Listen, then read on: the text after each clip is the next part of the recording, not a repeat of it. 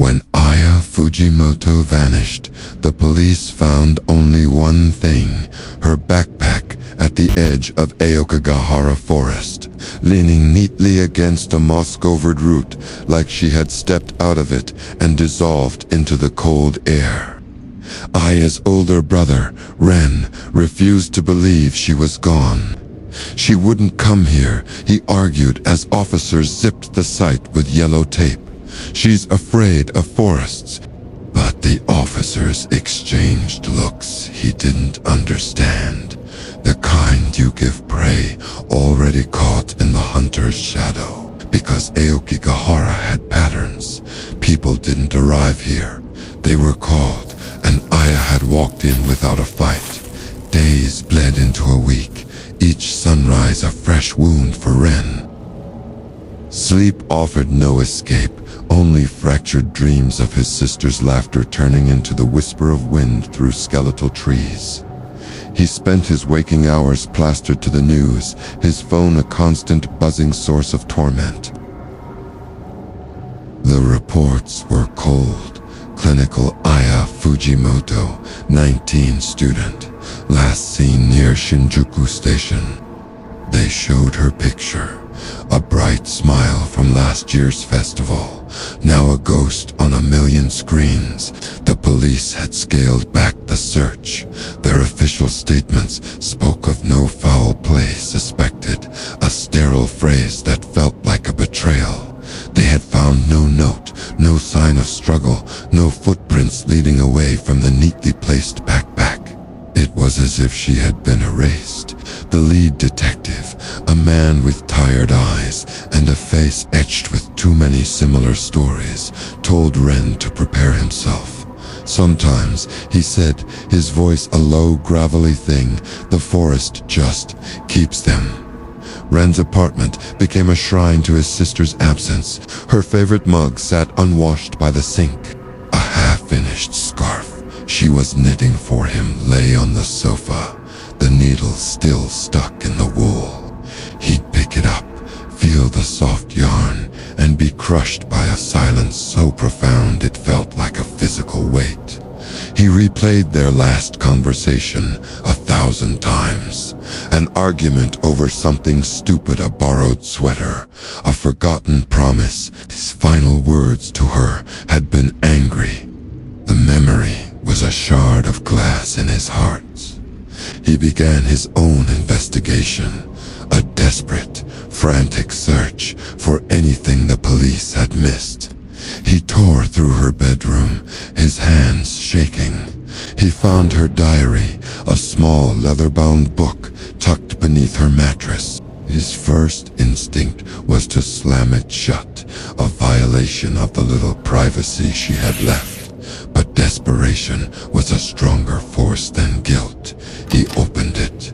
The early entries were filled with the light and color of her life.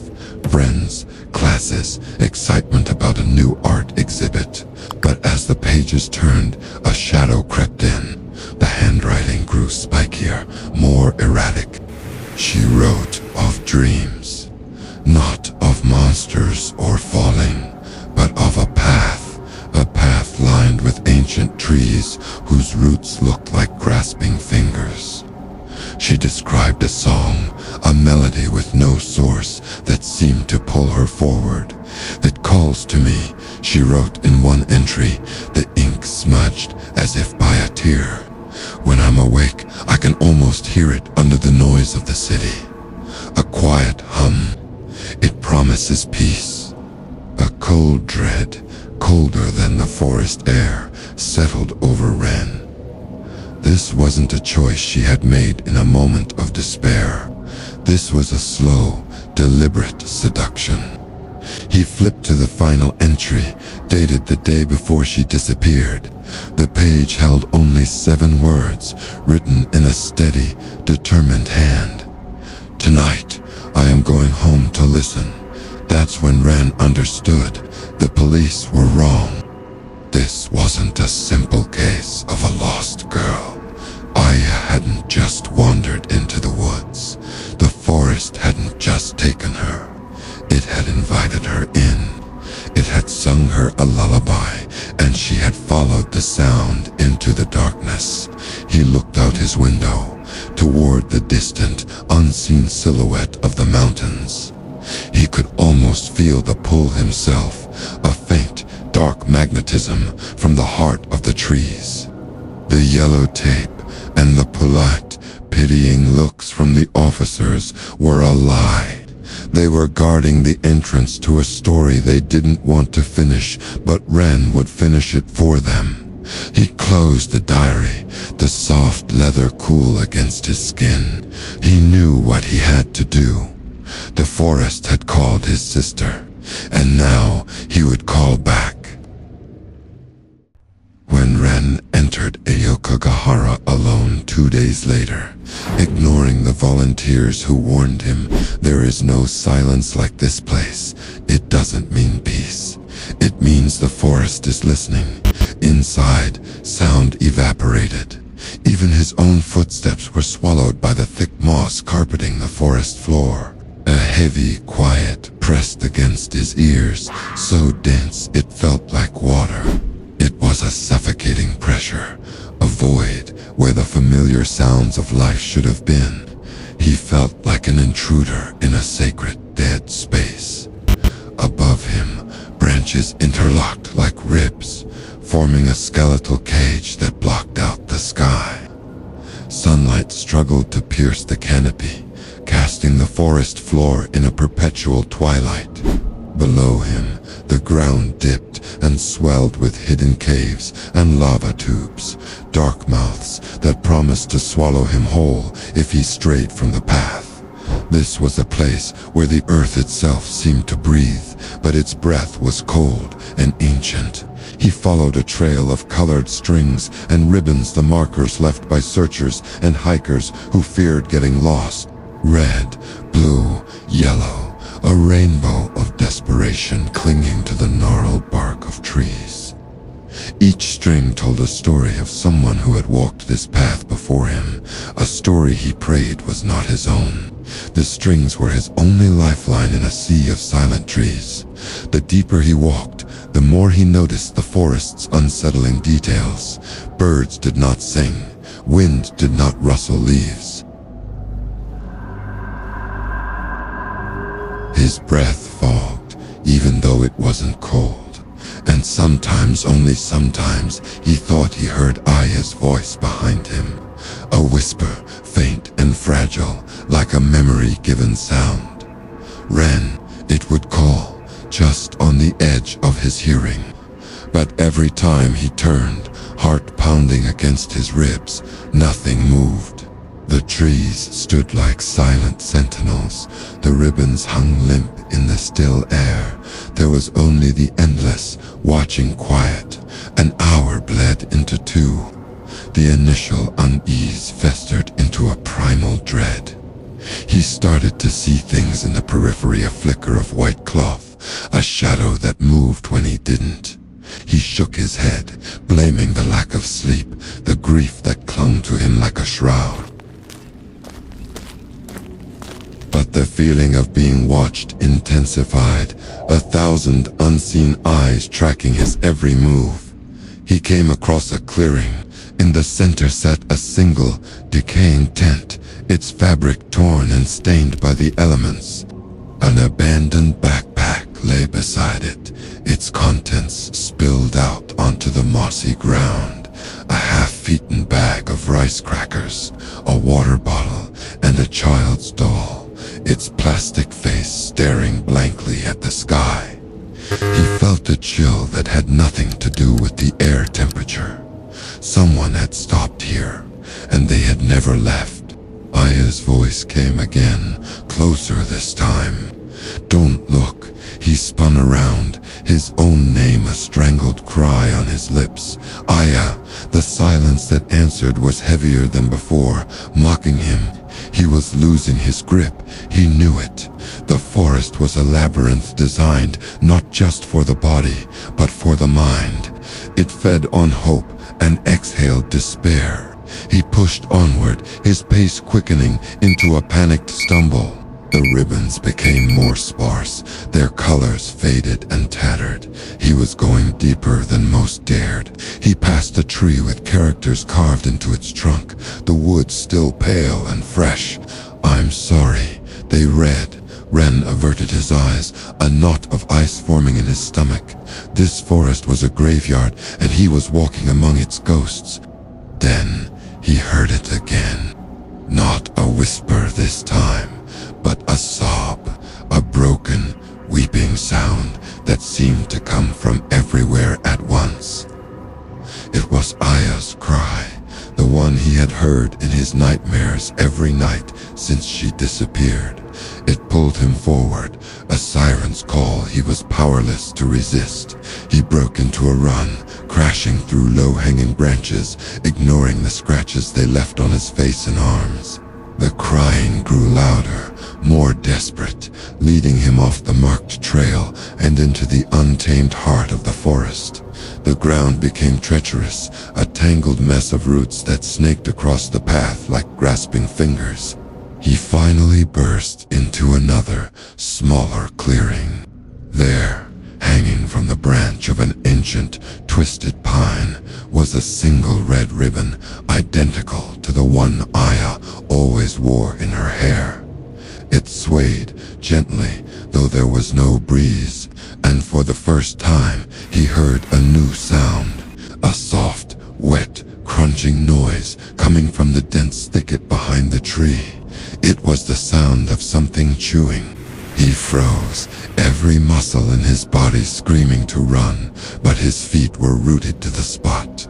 The crying had stopped. The silence that rushed back in was absolute, a palpable entity.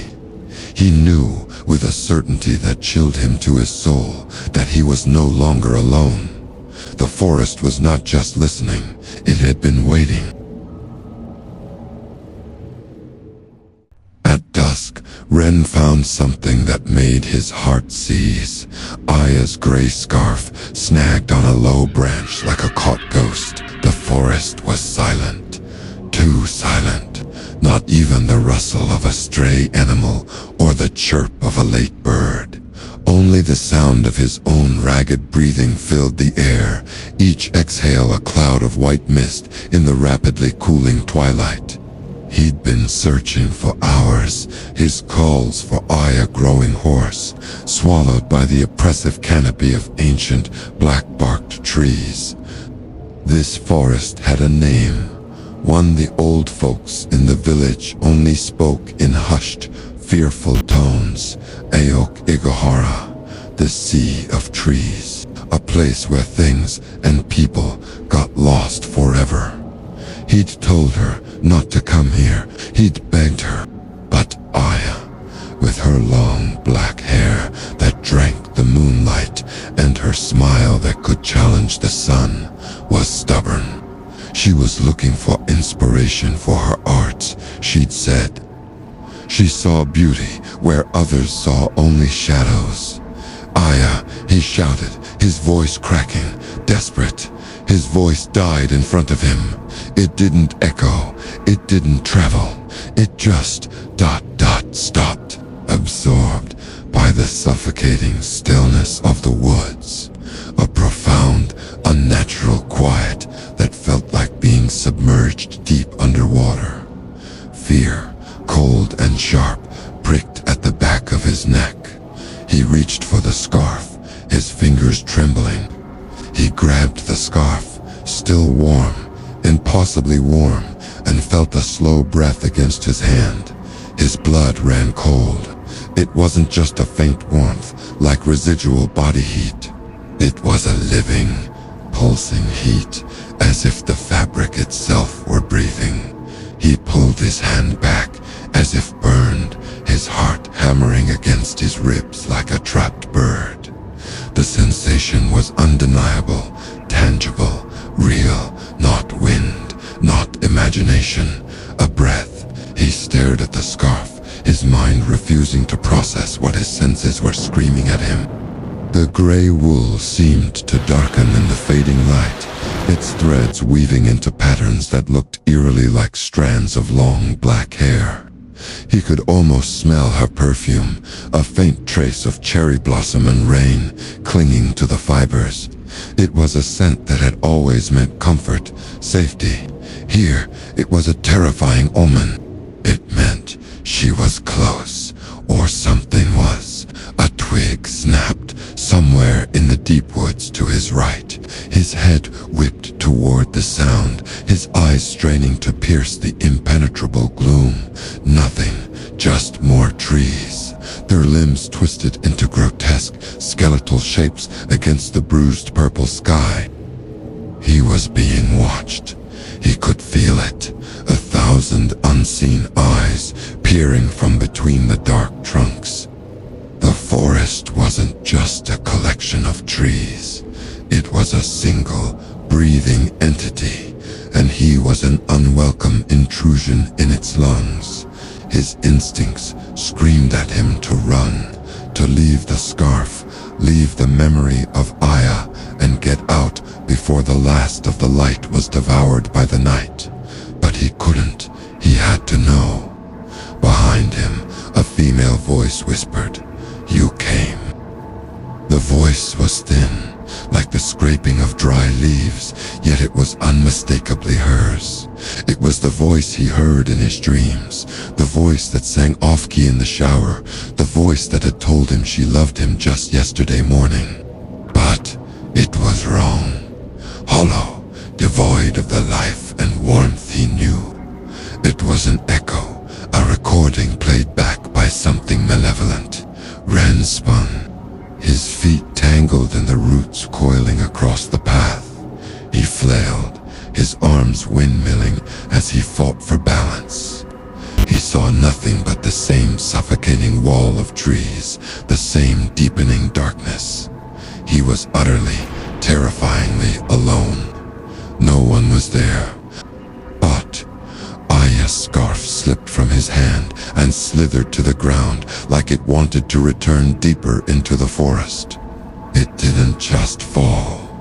It moved with a sickening, deliberate purpose, a gray serpent gliding over the moss and dead leaves. It coiled for a moment at the base of a gnarled, ancient cedar before it began to pull itself into the tangled undergrowth, inch by inch, disappearing into the shadows. It was a lure, an invitation, leading him into the heart of the woods, where the whispers were born and the light could never reach. And in the absolute silence that followed, another sound began, faint, rhythmic, and drawing closer. Snip, snip, snip, the sound of scissors cutting through the air, cutting through hair.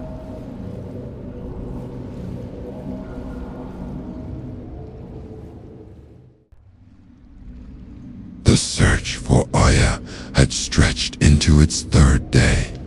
Ren, his body ached with a fatigue that went bone deep, finally gave in. He set up a small, desperate camp at the edge of a clearing, the last place he'd seen a sign of her. He didn't plan to sleep, not for long, but exhaustion was a predator, and it clawed at him until his heavy eyes closed. When he woke, the forest was wrong, utterly and completely wrong. The ancient, gnarled trees that had ringed the clearing had shifted, their branches now intertwined like skeletal fingers, blocking the path he'd taken. The small, colorful ribbons he'd tied to branches to mark his trail, a desperate breadcrumb path back to sanity, were gone. Not torn, not fallen, vanished. His own footprints, pressed deep into the damp earth just hours before, had been wiped clean, as if the ground itself had reset while he slept, and the map in his hand, a worn, creased map he had memorized, every contour and landmark burned into his mind, had changed. He stared at it, his heart hammering against his ribs like a trapped bird. This couldn't be. He smoothed the paper against his knee, tracing the familiar lines with a trembling finger. But they weren't familiar anymore. The winding path they had walked together was now a dead end. The clearing where he now sat, a place he was certain of, didn't exist on the paper. It was just a dense cluster of trees, and in the center of the map, a place that should have been an unassuming peak, was a new symbol. It was a crude drawing, a single ominous character scrawled in red ink he had not put there. It pulsed with a malevolence that made the hairs on his arms stand up. Below it, 2 words.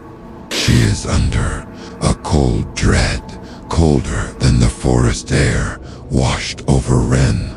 Under what? The trees. The ground. He scrambled to his feet, the map clutched in a white-knuckled grip.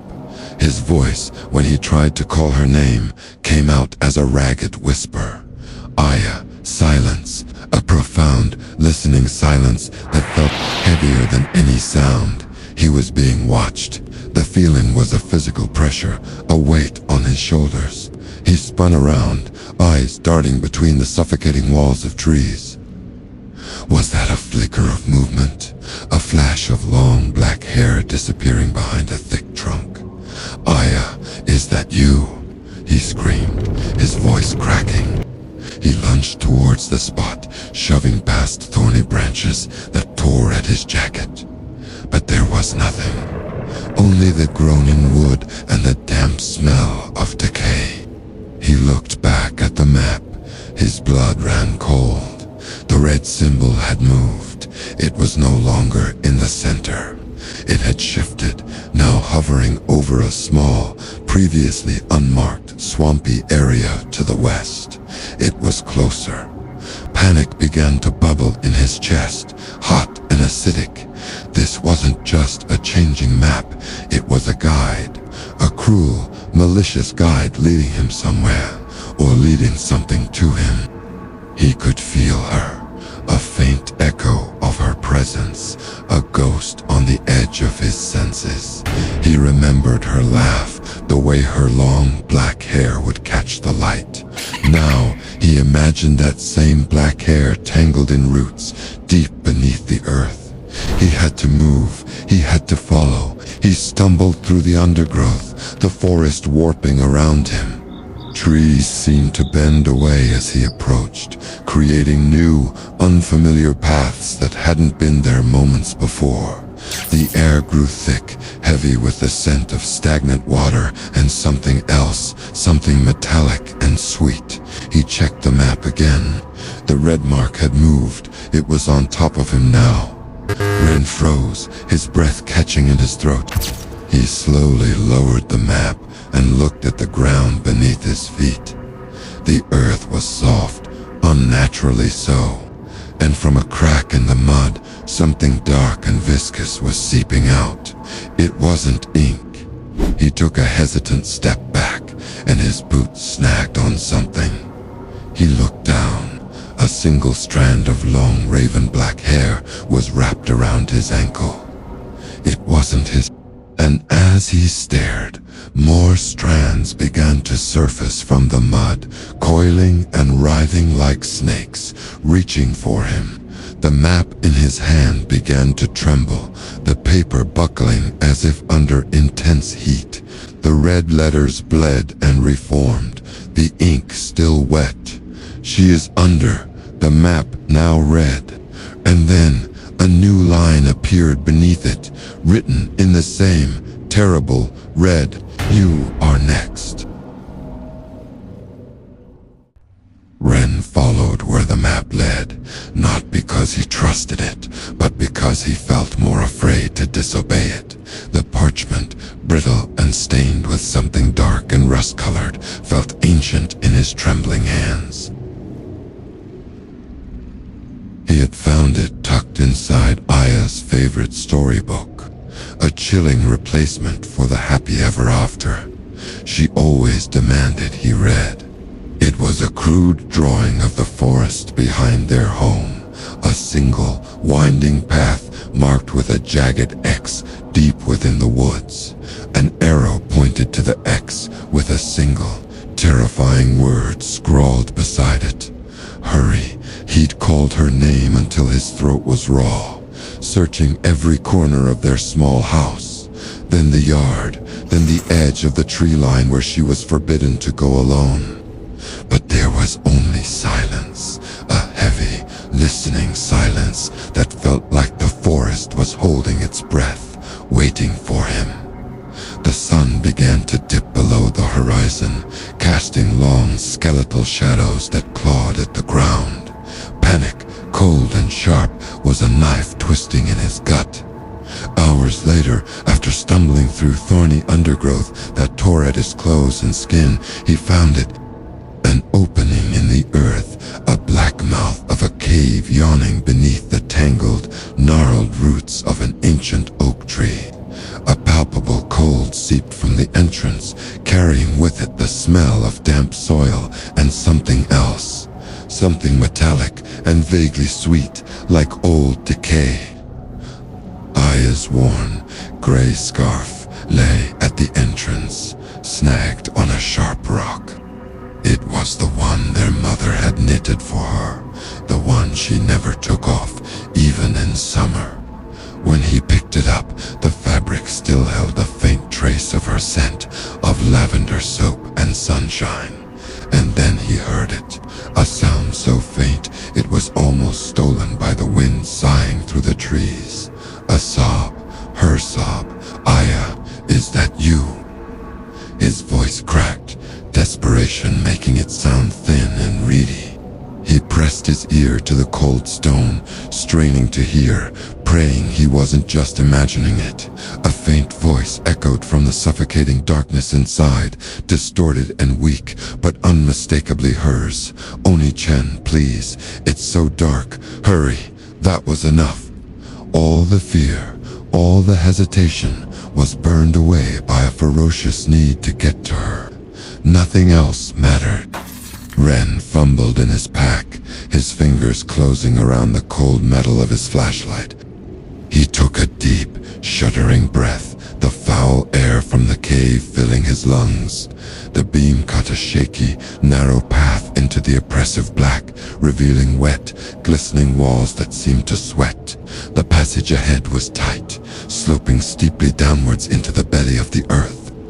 He could hear a rhythmic dripping somewhere in the deep, a sound like a slow, morbid heartbeat. He ignored the primal part of his brain, screaming at him to run, to flee back to the dying light. He thought only of Aya's small hand in his, of her bright laugh, of his promise to always protect her. Ren grabbed his flashlight and entered. The deeper he descended, the colder it became. The air felt wrong, too still, too heavy, as if holding its breath. Ren's knuckles were white where he gripped the frayed rope, his only guide into the gaping maw of the earth. Above, the dense canopy of Aokigahara Forest had swallowed the last of the twilight, plunging the world into an absolute, suffocating blackness. Below, there was only the cave. They called it the womb of the underworld. Locals whispered that it was a place where the forest's sorrow pooled, a gateway not to the center of the earth, but somewhere else entirely. His flashlight flickered. He landed on the cavern floor with a soft thud, the silence amplifying the sound.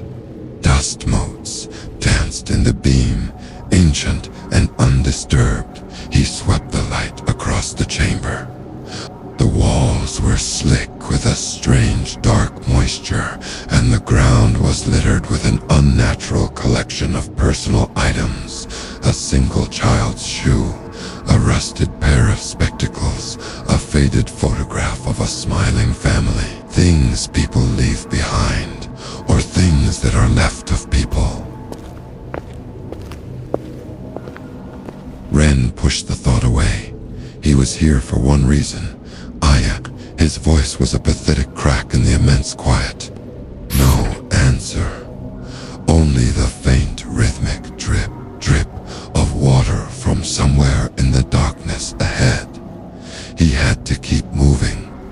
He'd found the cave entrance just as her last, panicked text message described.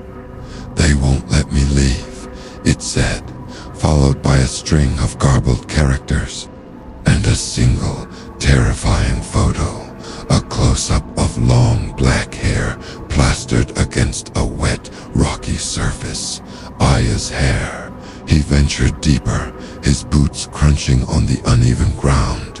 That's when the shadows on the wall shifted, not matching his movements. Some had shoulders too high, necks too long, heads tilted at unnatural angles. They writhed and stretched in the periphery of his flashlight beam, like silent onlookers at a grim spectacle. Ren ignored them and kept walking. He focused on the sound of the dripping, using it as a beacon. But soon, it was impossible to ignore the whispering. It started as a faint hiss, like wind through dead leaves, before coalescing into distinct, overlapping voices. "So cold, lost. You came for her. You shouldn't have. It's easier to stay. Join her. Join us." Voices overlapped, endlessly male, childlike, elderly, cracking, gasping, sobbing, a symphony of despair. They seemed to emanate from the very rock around him, a chorus of souls trapped within the stone. Ren clapped his hands over his ears, his own heartbeat thundering against his eardrums. He had to find her. He had to drown them out. He shouted over them, his voice raw with desperation. "Aya, where are you?" The whispers stopped instantly. All at once, the sudden absolute silence was somehow worse. The dripping had stopped too.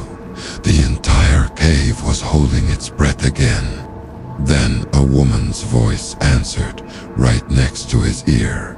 It was a sweet, familiar voice, but hollowed out, devoid of all its former warmth. "Behind you," he turned, whipping the flashlight around so fast he nearly dropped it. Nobody but his flashlight beam illuminated something far worse. Just beyond where he'd been standing, half hidden in an alcove, was a small pile of discarded clothes.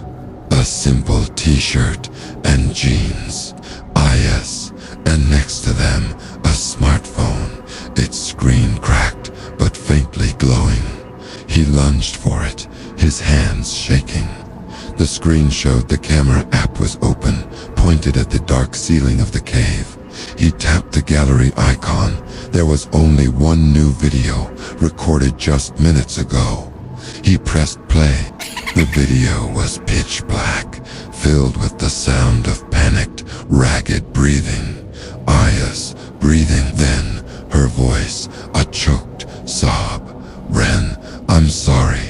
I tried to leave, but She was cut off by a wet, tearing sound. Then another, and another. The video ended. Ren's blood ran cold. His gaze lifted from the phone, following the direction its camera had been pointing. He raised his flashlight beam toward the ceiling. Hanging from the rock above, like grotesque stalactites, were countless strands of long black hair, and tangled among them, pale and still, was a human form. At the end of one impossibly long strand of hair, swaying gently in a breeze that wasn't there, was a familiar, bright, friendly smile. Aya's smile. He scrambled out of the cave and burst into the forest, but it wasn't the forest anymore. The trees were gone, replaced by a swirling, indistinct gray that pressed in on all sides. The mossy ground beneath his boots had turned to cold, polished linoleum. A fluorescent light flickered erratically somewhere above, casting long, dancing shadows. It was Aya's memories. Scenes replayed around him, ethereal and disjointed moments he didn't know. Events she hid behind that bright, friendly smile. They flickered into existence like faulty reality projections, trapping him in a museum of her pain. Aya, crying alone in her cramped university dorm room, the sound muffled by a cheap pillow. Textbooks lay open, unread. A notification glowed on her phone screen, a message left unanswered. The loneliness in the room was a physical weight. Aya, standing at a crowded Shibuya crossing, the vibrant chaos of Tokyo swirling around her. But she was unnervingly still, her gaze fixed on the rushing traffic. Her hand, white-knuckled, gripped the railing as if it were the only thing anchoring her to the world. Aya staring at her reflection in the dark window of a late-night train. Her own face looked back, a stranger's mask. Her lips moved, forming silent words he could somehow hear echoing in his own mind. "I'm so tired." The whisper was a frayed rope, ready to snap. Then, a new memory solidified, more vivid than the others. Aya walking into Aokigahara for the first time. Not today, but months ago. She wore a different coat, her face pale and determined, and beside her, a shadow walked. It wasn't cast by anything. It was a patch of deeper darkness, a void in the shape of a person guiding her between the gnarled roots. It pointed the way, and she followed without question. The shadow noticed Ren, its head, a featureless orb of pure black, swiveled towards him. It didn't have a face, but he felt its attention like a spider crawling up his spine. It smiled, a shape without form, without edges, a ripple of malice in the fabric of the memory. A voice, not a sound, but a thought planted directly into his skull, slithered through his consciousness. It was a chorus of whispers, ancient and hungry. She was so easy to persuade. She listened to us. "Will you?" Ren clamped his hands over his ears, a useless gesture against an enemy already inside his head. The linoleum floor cracked and gave way to damp earth once more. The memories swirled faster, a vortex of despair. "I'm not listening. I'm not." He squeezed his eyes shut, but the images were seared onto the inside of his eyelids. Aya handing a cashier a crumpled bill, her eyes vacant. Aya deleting his messages without reading them. Aya buying the rope. The shadow wrapped around him like frigid ice water, seeping through his jacket into his bones. His breath hitched, turning to frost in the sudden absolute cold. The whispers intensified, a cacophony of self-loathing and surrender. "You can't save her. You couldn't even see. You're just as weak." And then, through the noise, he saw her. He saw Aya, not in a memory, but now, curled in a pocket of suffocating darkness somewhere deep beneath the earth of this forest. She was huddled into a ball, hands clamped over her own ears, her body trembling violently. Her voice, a faint, desperate whimper, reached him through the shadow's grip. "Make it stop. Please, just make it stop." Ren screamed. The sound was ripped from his throat, raw and powerless against the crushing, silent laughter of the forest. He stumbled through the trees, a single beam from his phone cutting through the oppressive dark. Aokigahara, the sea of trees. He never should have let her come here. His boots crunched on dead leaves, the sound unnaturally loud in the suffocating silence. For days he had searched. For days he had called her name. Aya, only the forest answered. Whispers slithered between the ancient trunks, twisting his own voice back at him. He was Ren, late 20s, short black hair, a practical dark jacket zipped against a chill that had nothing to do with the temperature. She was Aya, 19, long black hair that framed a bright, friendly smile in every photo on his phone. He found the first one pinned to a tree. A photo of them as children at a summer festival. His heart seized. He ran faster. Another photo, further in. Her high school graduation. Her smile was still there, but her eyes, they looked distant. He pushed deeper, ignoring the strings and ribbons tied to branches, grim signposts left by others who had entered this place. The whispers grew louder. They weren't just echoes now. They were words, mocking, coaxing, She is with us. She is happy. You should join her. Ren gritted his teeth, pushing the voices away. Aya, he screamed, his voice cracking, and then he saw it. A break in the tree line, an opening in the forest floor, a jagged wound in the earth. It pulsed with a faint, unnatural glow. He didn't hesitate. He scrambled down the moss-slick rocks, ignoring the cuts on his hands. He crashed into a cavern glowing with a pale, sickly light, the heart of the lava tubes. In the center was Aya, not moving, not breathing, eyes open, reflecting nothing. Her simple t-shirt and jeans were damp, her long black hair splayed around her like a dark halo. Aya Ren sank beside her, his breath catching in his throat. He touched her cheek. It was cold, too cold. Her hand twitched, a tiny, almost imperceptible movement on Ayan-chan. She whispered, her voice a dry, fragile rustle. He grabbed her, pulling her into a desperate hug. The relief was so intense it was painful. Aya, I'm here. Let's go. We're getting out of here. But she shook her head, a profound terror filling her vacant eyes. They won't let us. Shadows erupted from the walls. They bled from the cracks in the rock, oozing from the ceiling, coalescing from the very air around them. Hundreds, thousands, every whisperer in the forest. They swarmed, a tide of formless dread, their collective murmuring, a physical pressure in the cavern. Ren shielded Aya with his body, his jacket a useless defense against the spectral onslaught. He could feel their cold seeping into him, stealing his breath, his warmth, his hope.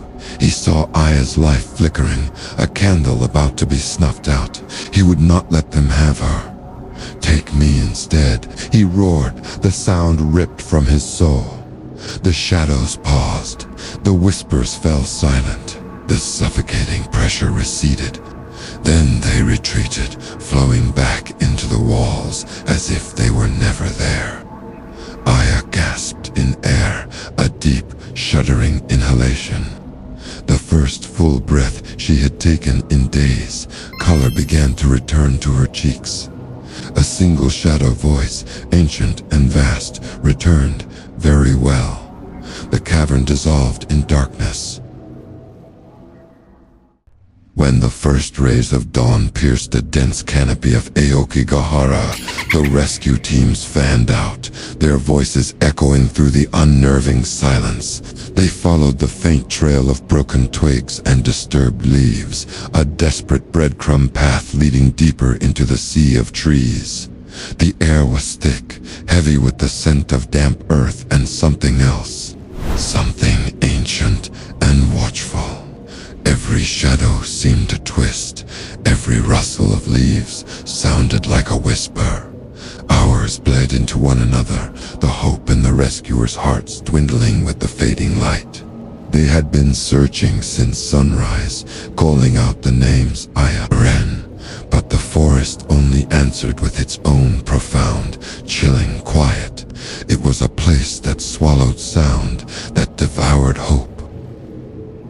The team leader, a seasoned veteran with lines of worry etched deep into his face, was about to call off the search for the night. It was too dangerous. The forest became a different beast after dark. That's when they saw it. A flash of bright pink against the dark, mossy green of a gnarled tree root. It was a backpack. was placed carefully, almost reverently, on the root, its straps neatly folded. A wave of confusion washed over the team. It wasn't discarded in a panic. It was left, a sign, but of what? Renewed with a grim determination, they intensified their search in the immediate area. The sun had almost completely vanished, plunging the forest into a near impenetrable darkness. Their flashlights cut sharp, nervous beams through the gloom, revealing twisted trees that looked like skeletal figures frozen in agony. And then, a low moan was faint, almost carried away by the wind, but it was human. They found Aya at the forest edge a day later, curled at the base of an ancient cypress, its roots like gnarled fingers gripping the earth. Her simple t-shirt was torn and stained with mud, her long black hair matted with leaves. She was unconscious but alive, but Ren was gone. The search for the man in the dark practical jacket continued for 3 more days. They combed every inch of the surrounding area, their dogs whining uneasily, their technology failing in the forest's oppressive atmosphere.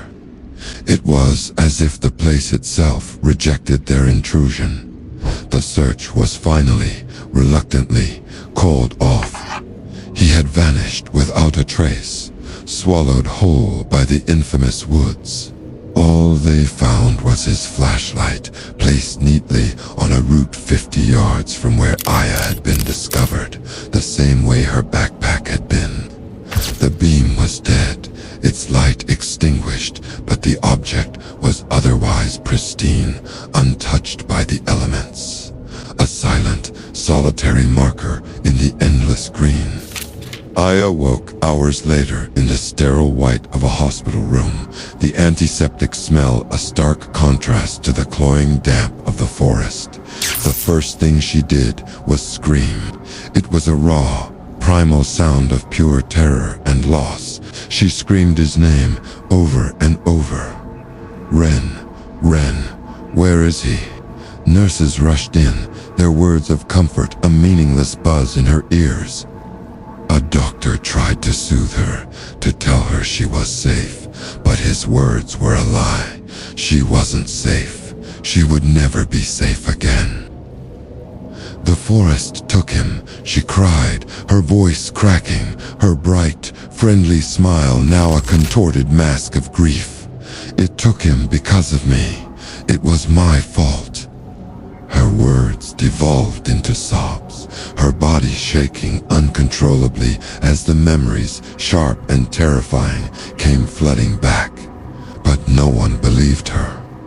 They saw a traumatized young woman, her mind fractured by the ordeal. The police reports cited disorientation, exposure. They spoke of a tragic accident, a young man lost to the unforgiving wilderness. They didn't understand. They couldn't, except for the old volunteer who stood silently outside her door, his presence unnoticed by the bustling staff. He had been part of the initial search party, his face a roadmap of 50 years spent on the fringes of that forest.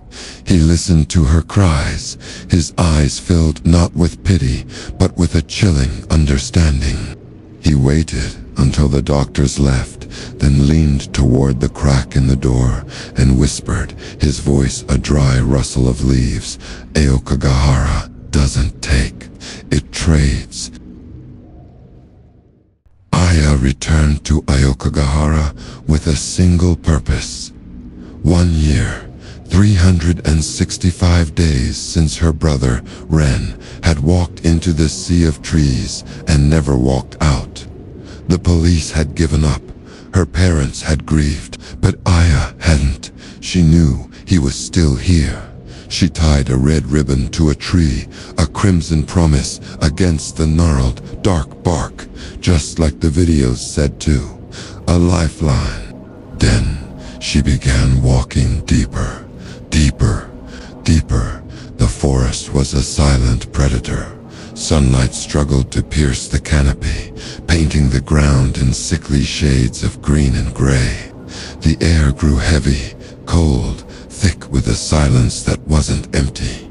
It was watching. Every snap of a twig sounded like a footstep.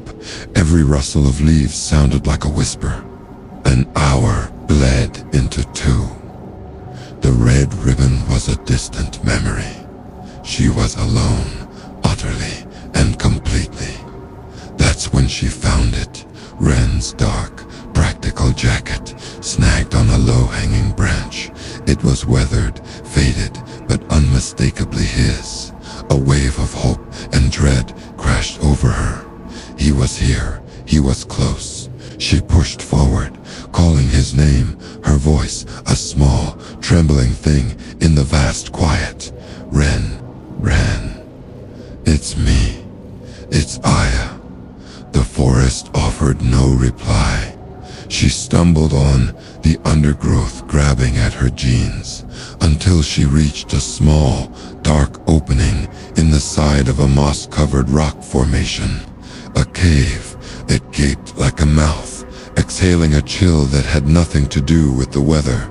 From the blackness, she heard it, a whisper carried on the dead air, a sound she knew better than her own heartbeat. Aya. Go back. Ren's voice. Relief flooded her. Ren, I'm here. I'm coming. She took a step towards the entrance, her simple t-shirt feeling impossibly thin against the sudden cold.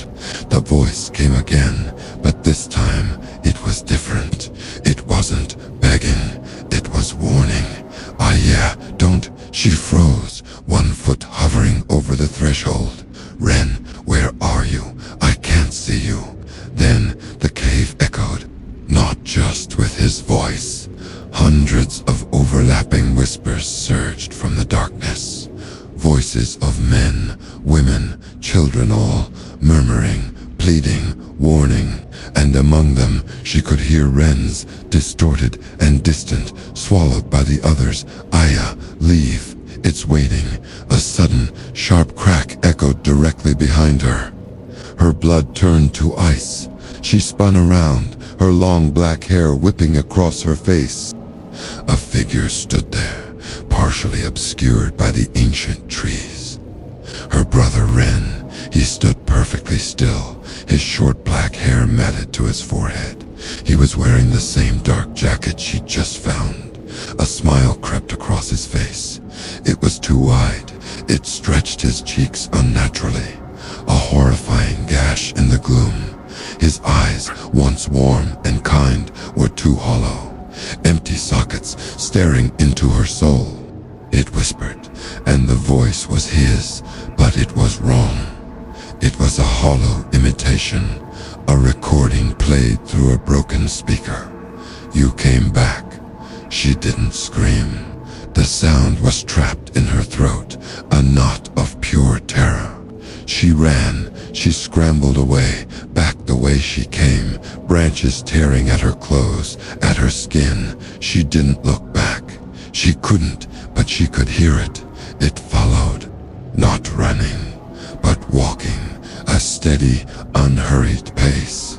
And with every step, it whispered her name, a dreadful, loving cadence that echoed through the trees.